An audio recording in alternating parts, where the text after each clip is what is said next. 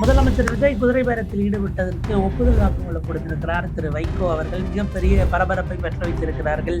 இது ஒன்னே போதும், இவர் சொன்ன வாக்குமூலத்தை எடுத்து போயிட்டு கூட இந்த அரசுக்கு எதிராக அல்லது ஆளுங்கட்சி அவர்கள் ஆட்சி அமைச்சது என்பது தொடர்பாக வழக்கு தொடங்கலாம் அப்படின்னு பலரும் பேசிக்கிட்டு இருக்கிறாங்க. என்னங்க அவர் ஆதரித்து பேசுவார்னு பார்த்தா அப்படி வெளிப்படையாக மாட்டி விட்டாரு அப்படின்னு தாவேக்காவினரும் ஒரு பக்கம் அதிர்ச்சியில் இருக்கிறார்கள். என்னென்ன விஷயங்களை பேசியிருக்கிறார் வைகோ. இப்போ கடைசியில் பார்த்தா வைகோ அவர்கள் போய் தாவேக்காவை ஆதரித்தாலும் எம்எல்ஏக்கள் எண்ணிக்கை அந்த பக்கம் போகாது அப்படிங்கிற ஒரு சூழலும் உருவாகி இருக்கிறது. வைகோ அவர்களுடைய பேச்சு, முதலமைச்சரின் மீதான அந்த ஒப்புதல் வாக்குமூலம், அவரே ராஜினாமா பண்ணுங்க, நம்ம நிற்க வச்சா நான் ஜெயிக்க வைக்கிறேன்னு சொன்னது, அதனுடைய இம்ப்ளிகேஷன் எந்த அளவுக்கு இருக்கும் முடிவாக அலசுகிறது இந்த செய்தி. மதிமுகவினுடைய பொதுச் செயலாளர் திரு வைகோ அவர் தான் கடந்த 2 நாட்களாக செய்தி பார்த்தீங்கன்னா, அவர் பேசிய பேச்சு, பத்திரிகையாளர் சந்திப்பில் நடந்த காரசாரமான விவாதங்கள், அதில் மிக முக்கியமான ஹைலைட்டு, முதலமைச்சர் விஜய் என்னிடம் சொன்னார் 2 எம்எல்ஏக்களும் ராஜினாமா செய்கிறார்கள் என்று சொன்னால் அவர்களை இடைத்தேர்தலில் வெல்ல வைக்க வேண்டியது என்னுடைய பொறுப்பு அப்படின்னு விஜய் அவர்கள் எனக்கு உத்தரவாதம் கொடுத்திருக்கிறார் என்று உடைத்து பேசியிருக்கிறார் வைகோ. அப்போ விஜயே நேரடியாக குதிரை பேரத்தில் ஈடுபடுகிறார் அப்படின்னு அதற்கான ஒரு அதை அவர் ஏறத்தாழ் அப்ரூவர் ஆன மாதிரி இதை நம்ம எடுத்துக்க வேண்டியதா என்று பலரும் இந்த கிளிப்பிங் எடுத்து போட்டு சமூக வலைதளம் முழுக்க பேசுகிறாங்க. இதில் 2 எம்எல்ஏக்கள் இருக்கிறாங்க.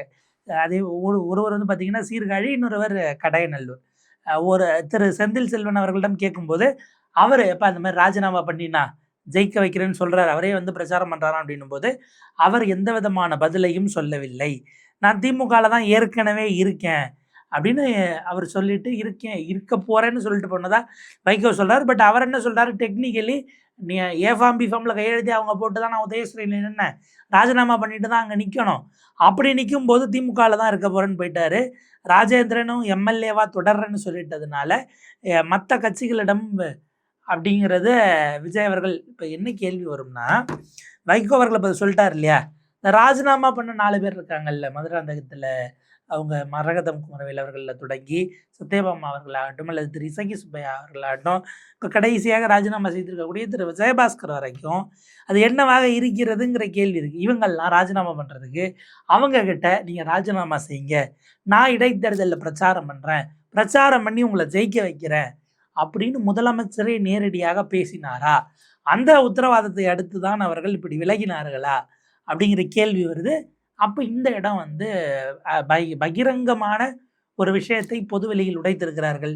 இந்த சோஃபா மாடல்னால் என்னன்னே எனக்கு புரியல, எனக்கு அதை புரிஞ்சிக்கவே முடியலன்னு முதலமைச்சர் பேசினார். முதலமைச்சர் சோஃபாங்கிறாங்கன்னு குதிரை வேக ஆட்சி அப்படின்னாரு. எப்படி அந்த சின்னத்தில் நின்று நீங்கள் ஜெயிச்சிட்டீங்க, அவங்க கூட்டணியில் ஜெயிச்ச சீட்டே வேண்டாம். இதில் என்னென்னா உதயசூரியன்கிறதுனால தான் அவர் அப்படி சொன்னார். இல்லைன்னா அந்த சின்னத்தில் நின்று நீங்கள் ஜெயிச்சதை ராஜினாமா பண்ணுங்க, அவங்க கூட்டணியில் நின்று ஜெயிச்சதை ராஜினாமா பண்ணுங்கன்னு காங்கிரஸ், விசிகா, ஐயுஎம்எல் இவங்ககிட்ட நல்ல வேலை பேசலை. அதே போல் சிபிஐ, சிபிஎம் வெளியிலிருந்து இந்த ஆட்சிக்கு ஆதரவை நல்கி கொண்டிருக்கிறார்கள். அவங்க சின்னத்தில் தான் இருந்தாங்கன்றதுனால எதுவும் பேசல போல இருக்குது. உதயசூரியன்கிறதுனால இப்படி ட்ரை பண்ணுறாரோங்கிற ஒரு பாயிண்ட் இருக்குது. இப்போ இந்த இடத்துல விஜய் அவர்கள் இந்த இதை சொல்லும்போது அந்த பக்கம் முடியாது என 2 எம்எல்ஏக்களுமே மறுத்திருக்கிறார்கள். மதிமுகவினுடைய 2 எம்எல்ஏக்களும், அது சீர்காழியில் வெற்றி பெற்றவர் அவர்களாகட்டும், இல்லை அதே போல் கடையநல்லூர் எம்எல்ஏ ஆகட்டும். இதில் கடையநல்லூர் எம்எல்ஏ நேற்றைக்கு வைகோ அவர்களிடம் முடியாது அப்படிங்கிறத சொல்லிட்டு தன் தரப்பை, ஏன்னா நீங்கள் ப்ரெஸ் மீட்டை முடித்து வைகோ அந்த கூட்டத்தை நடத்தி பேசினார்னு வைங்களேன், அதுக்கு பிறகு வைகோ பேசுவது அப்படிங்கிறது தான் நின்றோம். இவங்க 2 பேரும் சொல்லாமல் கொள்ளாமல் போயிட்டாங்கன்னு கூட அவர் சொல்கிறதுக்கு வாய்ப்பு இருக்குதுன்னு அவங்க ஒரு வேளை நினச்சிருக்கலாம். ஏன்னா நீங்கள் கட்சியை விட்டு விலகி விட்டார்கள் அப்படின்னும் போது துரோகி பட்டத்தை கட்டினா தான் நாளைக்கு நம்ம மேலே பாதிப்பு வராது என பிரிகிறவர்கள் எல்லோரும் செய்யக்கூடியது தான். 9 ஆண்டுகளாக அழுத்தம், 9 வருஷமாக அழுத்தம்னா முதல் வருஷமே வெளில 2019 வெளில வந்திருக்கலாம், அல்லது 21 வந்திருக்கலாம், அல்லது 24 வந்திருக்கலாம், 26 வந்திருக்கலாம். 4 தேர்தலிலும் ஏன் இவ்வளவு அழுத்தத்தோடு அவர் இருந்தாருங்கிற கேள்வியை அவரை நோக்கி எழுப்புறாங்க.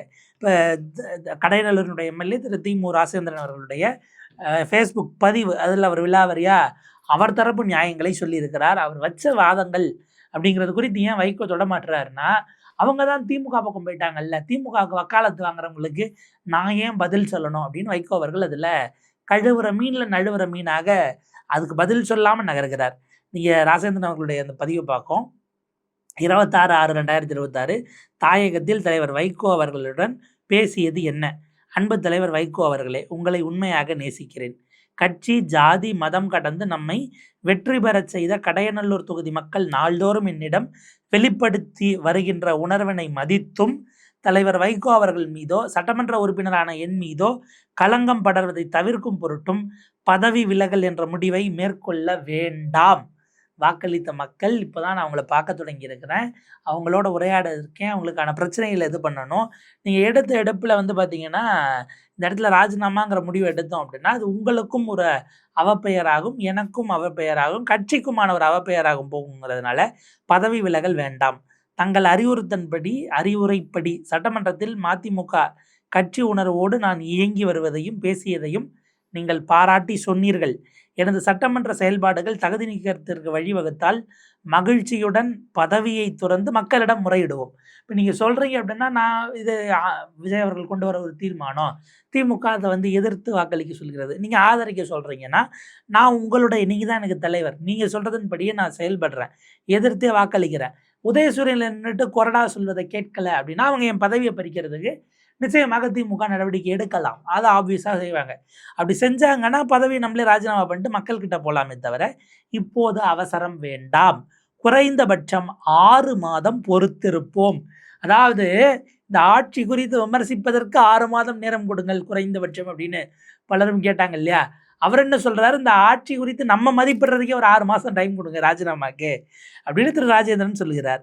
தவிர கூட்டணி குறித்து தாங்களும் கட்சியும் எடுக்கும் முடிவை நான் மதிக்கிறேன் அப்படிங்கிறத குறிப்பிட்டுட்டு, நேற்று பிற்பகல் 2 மணிக்கு தாயகத்தில் தலைவர் வைகோ அவர்களிடம் கண்ணீருடன் முறையிட்டேன்.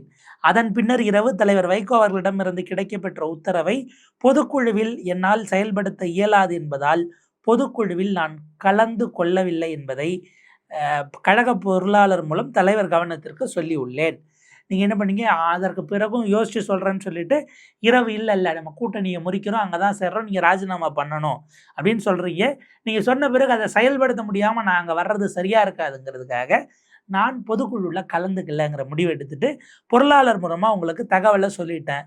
42 ஆண்டுகளாக தலைவர் வைகோ அவர்கள் மீது நான் வைத்திருந்த அன்பும் விசுவாசமும் உண்மையானது.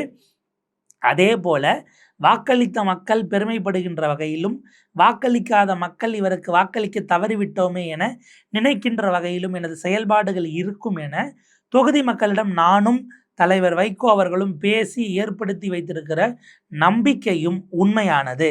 அதாவது வைகோ அவர்கள் பேசினதே வைகோ அவர்களுக்கு நினைவுபடுத்தக்கூடிய வகையில் அதை ஞாபகப்படுத்துகிறார். எஞ்சியுள்ள நம் வாழ்வில் எந்தவித களங்கமும் சுமக்க வேண்டாம் என்பதுதான் என் தாழ்மையான கருத்து. தலைவர் அவர்களே, எனது மேற்கண்ட கருத்து உங்கள் நலனையும் உள்ளடக்கியது. நன்றி. அன்புள்ள தம்பி தி. மு. ராசேந்திரன், கடையநல்லூர் சட்டமன்ற உறுப்பினர் என்பதாக அவர் தன்னுடைய ஃபேஸ்புக்கில் அவர்கிட்ட இருக்கக்கூடிய பதிவு தான் அவருடைய நிலைப்பாடாக இப்போதைக்கு பார்க்க வேண்டியிருக்கிறது. ஒரு 6 மாத காலம் பொறுத்து இருக்கக்கூடாதா தலைவா அப்படின்னு அவர் கேட்குறாரு. ஆனால் கூட்டணி முறிந்ததாக வைகோ அவர்கள் அறிவிக்கிறார். அறிவிச்சுட்டு அவர் சொல்கிறாரு, இந்த மாதிரி நீங்கள் சொல்லி அவங்க ராஜினாமா செய்யலையேன்னும் போது, இது வந்து திமுக காரங்க அவங்கள கூப்பிட்டுட்டு போயிட்டாங்க, எல்லாம் குதிரை பேரம்லாம் கேட்குறீங்க, இவங்க கூப்பிட்டுட்டு போனது ராஜினாமா செய்யக்கூடாதுன்னு எங்கள் எம்எல்ஏக்கள்கிட்ட அவங்க சொன்னது வந்து குதிரை பேரமா ஒட்டக பேரமா அப்படின்னு அவர் ஆவேசமாக பண்ணியிருக்கிறாரு. திமுகவில் இணைந்த மதிமுக எம்எல்ஏ சுட்டி காட்டி, அவங்களுக்கு திமுகவுக்கு வக்காலத்து வாங்குகிறவர்களுக்கெல்லாம் நான் பதில் சொல்ல வேண்டிய அவசியம் இல்லை, வருகிற உள்ளாட்சி தேர்தல் அது அப்புறம் இடைத்தேர்தலில் தாவேகாவுக்கு ஆதரவு அளிப்பதாக 6 தொகுதிகளுக்கான இடைத்தேர்தலிலும் நாங்கள் ஆதரவு அளிக்கிறோம் அப்படின்னு வைகோ பேசியிருக்கிறார். ஒரு சீட்டில் நிற்க வேண்டும், அதிலும் திமுக சின்னத்தில் தான் நிற்க வேண்டும் நிர்பந்தித்தார்கள். அது என்ன மாதிரியான அரசியல்? அதாவது திருச்சியை சொல்கிறார் அவருன்னு நம்ம எடுத்துக்கலாம். திருச்சியில் 2024 நாடாளுமன்ற தேர்தல், ரைட்டு. விசிக அவர்கள் சின்னத்தில் போட்டியிட்டார்கள், கம்யூனிஸ்டுகள் அவர்கள் சின்னத்தில் போட்டியிட்டார்கள், எங்களை மட்டும் ஏன் நிர்பந்தித்தார்கள்? அப்படிப்பட்ட சூழலில் நாங்கள் கூட்டணியை விட்டு வெளியேறி இருந்தால் வைகோவுக்கு இதே வேலை என என்மேல் பாய்வதற்கு ஊடகங்கள் தயாராக காத்து கொண்டிருந்தன. 2024 சரி, 24 தான் அவ்வளோ நிர்பந்தப்படுத்தினாங்களே, அதுக்கு பிறகு 24 எலெக்ஷன் முடிஞ்சு 26 எலெக்ஷன் வரைக்கும் நீங்கள் வெயிட் பண்ணாமல் நடுவில் ஒரு பொதுக்குழுவை கூட்டி 24 முடிச்சா நீங்கள் வெளில வந்திருக்கலாமே அப்படிங்கிற கேள்வி நமக்கு இந்த இடத்தில் எழுகிறது. விஜயிடம் 50 கோடி வாங்கினேன்னு என்னை சொல்கிறாங்க, கட்சிக்காக சொத்தை விற்றவன் நான் அப்படிங்கிறத அவர் கிளைம் பண்ணுறாரு. அதே போல் பார்த்தீங்கன்னா, முதலமைச்சரின் விஜயின் வீட்டுக்கு வருவார் என நான் கனவில் கூட நினைக்கவில்லை. பணத்தின் மீது ஆசை இல்லாதவன் இந்த வைகோ. பொது வாழ்க்கையில் இருக்கும் நானும் எனது மகனும் கோடிக்கணக்கில் சம்பாதித்து விட்டதாகவும் சென்னை அண்ணா சாலையில் அடுக்கடுக்கான மாளிகையை என் மகன் கட்டி வைத்திருப்பதாகவும் விமர்சிக்கிறார்கள். இவர்கள் எல்லாம் யார் என்று எனக்கு தெரியும் அப்படின்னு வைகோ குறிப்பிடுறாரு. சரி, இது அவரின் மீதான விமர்சனங்களுக்கு அவர் சொல்றாரு அப்படின்னா, இந்த இடத்துல என்ன கேள்வி வரும்? இப்ப இவர் ஆதரிப்பதனால், மதிமுக என்கிற கட்சி தாவேகாவை ஆதரிப்பதனால் தாவேகாவுக்கு என்ன லாபம்? இப்ப ஐயுஎம்எல் போறாங்கன்னா 2 எம்எல்ஏக்களுடைய ஆதரவு என்கிற அந்த எண்ணிக்கை கிடைக்கிறது. காங்கிரஸ்னா 5, விசிகானா 2, இப்படியெல்லாம் போகிறது நம்மளால புரிஞ்சுக்க முடியுது. அமமுக காமராஜர் அவர் அங்கேயே போய் ஏறத்தாழ ஐக்கியமாயிட்டார். அது அவர் ஒரு எம்எல்ஏன்னு கணக்கு. இப்போ வைகோ அவர்களுக்கு எம்எல்ஏவாக சட்டமன்றத்துக்குள்ள வாக்கு இருக்கானா? இல்லை. அந்த 2 பேர் இல்லாதவங்களை ஏன் சேர்க்கணும் அப்படின்னு ஒரு கேள்வி வரும்.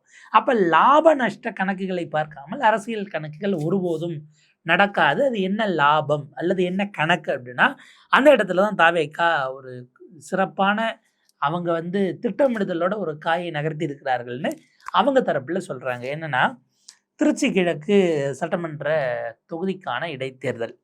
இதுல ஏறத்தாழ திமுகவினுடைய தலைவரும் முன்னாள் முதலமைச்சருமான மு.க. ஸ்டாலின் அவர்கள் போட்டியிடலாம்னு ஒரு செய்தியை கொஞ்சம் அவங்க ஸ்ட்ராங்காக வச்சுட்டு இருக்கிறாங்க. இப்போ உதாரணத்துக்கு திருச்சி தெற்கு மாவட்ட திமுக சார்பில் இடைத்தேர்தலில் அவர் தான் போட்டியிடணும்னு ஒரு தீர்மானத்தை கடந்த காலத்தில் நிறைவேற்றினாங்க அப்படின்னு ஒரு செய்தி வந்தது. அதுக்கு பிறகு அவங்க பெருசாக மறுக்கவும் இல்லை.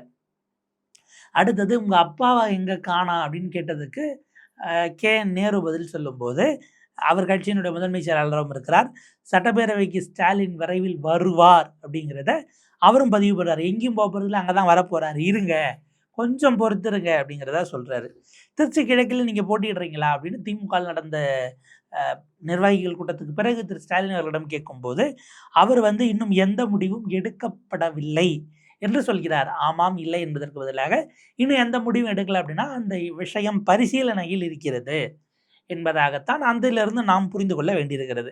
இப்போ இவ்வளவு வரும்போது வைகோ அவர்களை, அதாவது கடந்த காலத்தில் அவர் கட்சியை விட்டு விலகிய போது திமுகவிலிருந்து விலக்கப்பட்டு இல்லை விலகி அது அந்த ஒரு சூழல் கணிஞ்சு வந்தது இல்லையா, அப்படி வரும்பொழுது அவர் வைத்த குற்றச்சாட்டு இருக்கு, திமுகவில் வாரிசை வளர்க்கிறார்கள் அப்படிங்கிற அந்த விஷயம்.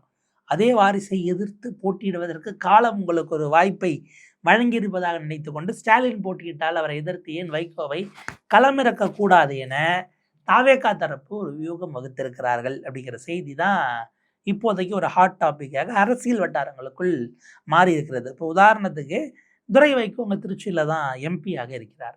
ஸோ அவர் எம்பியாக இருக்காருன்னும் போது நிச்சயமாக தனக்கான ஆதரவாளர்களை அங்கு உருவாக்கி கொள்வதற்கான ஒரு வாய்ப்பு இருக்கும், ஒரு சூழல் இருக்கும். அங்கே ஒரு கணிசமான வாக்கு வங்கி அல்லது கட்சி கட்டமைப்பு அதை அவர் பலப்படுத்தி இருக்கிற பட்சத்தில் தாவேகாவோடு அதுவும் இணையும் போது திருச்சி கிழக்கில் இப்போ கூடுதலான அபரிமிதமான இப்போ மதிமுக எம்எல்ஏக்கள் 2 பேர் போட்டியிட்டாலே நான் பிரச்சாரம் பண்ணுறேன்னு சொன்ன முதலமைச்சர் விஜய் வைகோ அவர்களே போட்டியிட்டால் பிரச்சாரம் செய்ய மாட்டாரா என்கிற கேள்வியும் இருக்கிறது.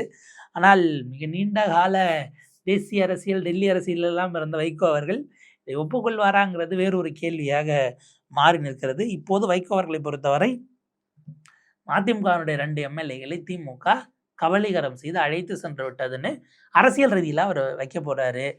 நான் தான் ஏ ஃபார்ம் பி ஃபார்மில் கையெழுத்து போடுவேன், நீங்கள் ஏன் உறுதியாக பேசலை அப்படின்னு அவங்க கேட்க போகிறாங்க.